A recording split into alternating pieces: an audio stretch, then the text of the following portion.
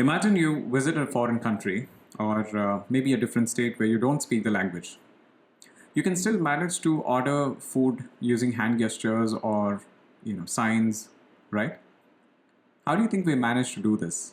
How can we make sense of this social world without even being familiar? We create meanings, right? This is exactly what is studied by Alfred Schütz. Welcome to Think Sociology. I am Bhargav, and this video is about Alfred Schütz and the various sociology concepts that he has proposed, either on his own or those that are built on Edmund Husserl's theories. If you are preparing for exams like UGC NET, SET, or looking for value addition for your UPSC answers, this is the right video for you. Or if you're generally looking for a broader perspective of society, this will give you that extra edge. Or you can send it to someone who's in need of this video. They will thank you. With that, let's get started with the core concepts of Alfred Schütz. Alfred Schütz is a critique of positivism. Positivism believes that reality is closely related to science. So they believe that reality is scientifically empirically verifiable. Alfred Schütz, on the other hand, believes that reality is constructed through the meanings within man's mind, right? So this is what is the core understanding of phenomenology. Phenomenology describes how we see the world in a first-person perspective and how we make sense of the things around us in the social world. This can be understood with three different concepts. He calls them natural attitude, intersubjectivity, and Lebenswelt. To begin with, think of natural attitude as something that you take it for granted, a knowledge that you have over the years accumulated and have taken it for granted. And you know that if someone comes for shaking your hand, which means he's coming to greet you, or you know the process to order a coffee. You don't ask a barista how the coffee is, if she is the barista or he is the barista, and how the coffee is ordered, how the coffee is prepared. Every time that you do it, you don't have to reinvent the wheel. It is already taken for granted knowledge. So this is what is called as natural attitude.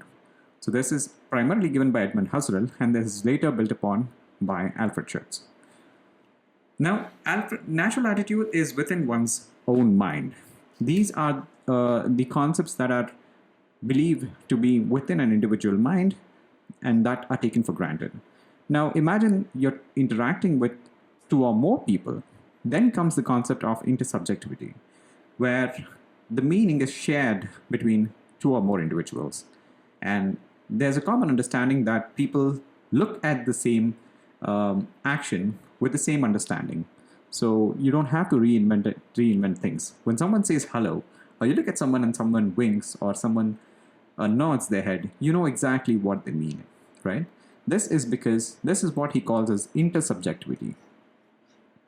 And then finally, we have something called Lebenswelt or lifeworld. Lebenswelt is the larger spectrum of things in which we have this natural attitude or the intersubjectivity. So this is the common understanding of the world, which is like a library or like a collection of things from where we gather our natural attitude, right? This is a pre-reflective, taken for granted reality. And we know that this is how things operate in the real world. Like when you visit a shop, you pick the items, you pay, and you leave. You visit gym, you work out, you replace the weights, and you leave.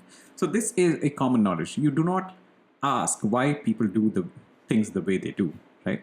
This is Lebenswelt. And Alfred Schütz here describes four different realms. And this is especially important if you're preparing for competitive exams, like the UGC NET. So these four are different realms. And you just have to remember these: Umwelt, Mitwelt, Vorwelt, and Fortwelt. Umwelt reflects the direct experience that you're having in the current space and time. Like if you're sharing the same space and time, the reality that you're sharing along with all the people that are in the same direct experience as you, that is umwelt. Midwelt is with your contemporary people, right? So they share the same space, share the same time, but they are located in a different space. So let's say on the other part of the world, that is midwelt. And then there is vorwelt, is your predecessors. The time is different here. And forgewelt, successors. So our understanding is that whatever decisions we make will shape our future generations as well. So this is the concept that is given by Alfred Schütz that talks about natural attitude, intersubjectivity, and then Lebenswelt. Now, natural attitude, there is also two more concepts that are linked to this. There are typification and stock knowledge. Typification is mental categories or templates of things that we understand, right? When you look at a doctor, you can figure out that person is a doctor when you look at him in a white coat, right? And this is because you have a mental category of how the doctors are. Or similarly, like when you look at a police, when you look at,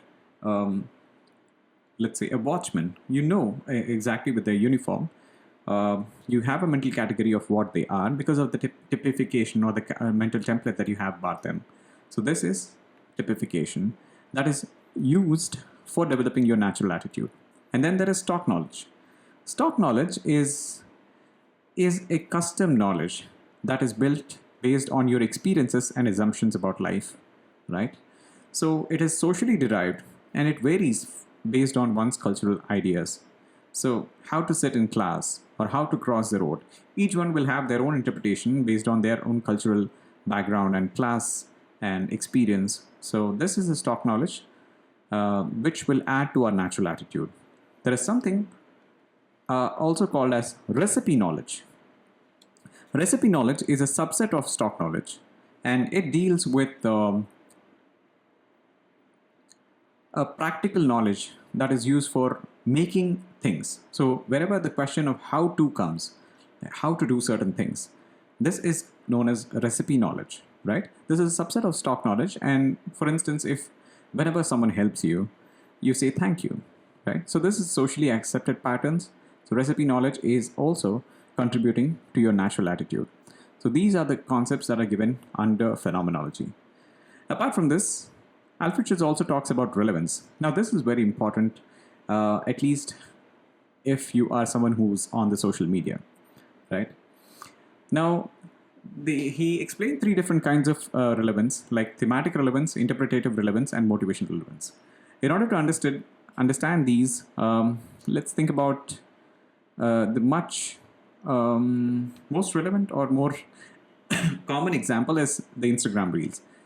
There might be some reels or some videos that will catch your attention because they have a very important, very dramatic hook that will instantly catch your attention, right? So when you keep scrolling different videos, there is one particular video that will manage to catch your attention. That has got thematic relevance.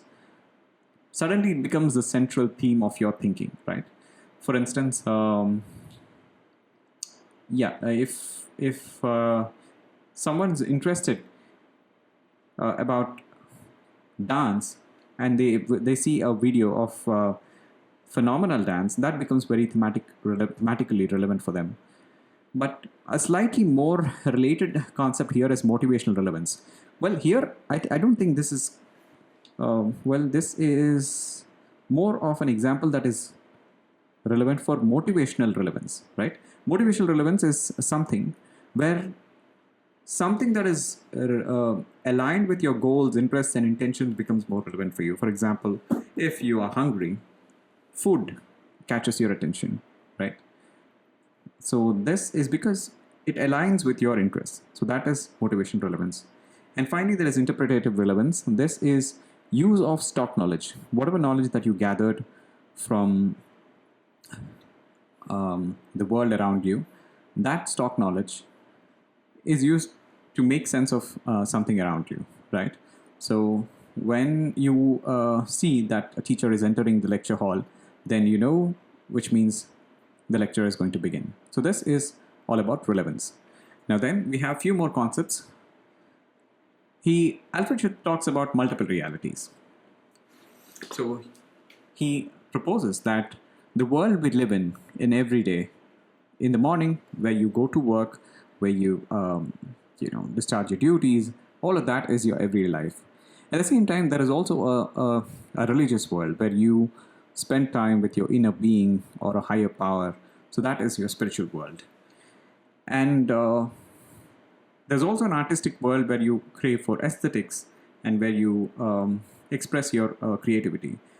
Sometimes these may be overlapping, but we consciously shift between one reality to another, and that is how we can make sense of different worlds while we are in it. So this is multiple realities concept, again given by Alfred Schütz. Now finally we are talking about his time perspective. This is also a very important concept. Sometimes when we do something we like, it feels like time flies, right? A good movie, time flies. But if it's a boring lecture, it drags. So this is a subjective experience of time, which is based on how we interpret things. So we connect, there's another concept that he talks about when it comes to time, is we often connect past, present, and future in whatever we do, and we give meaning to life. When we want to act in a certain way, we will assess whether it aligns with our future goals, or is it how we are conditioned to be in the past, and then we act in the present. This, we do it because we want to give meaning to life, right? So this is the time perspective of Alfred Schütz. So these are the most important concepts of Alfred Schütz, and some of the important books, especially if you're preparing for UGC NET exam, are The Phenomenology of Social World. This is most repeated question. And The Structures of Lifeworld. This is written posthumously, published. And Life Forms and Meaning Structure. This is also important. So these are some of the important books which you have to learn along with the years, because especially if it is NET exam, they'll ask chronologically, and sometimes you'll have to match the books with authors and match the years with the books. So you have to take care of that. And with that, we finish our first lecture on Alfred Schütz. I hope this was useful. If so, do give it a like and subscribe, and I'll see you in another video. Thank you.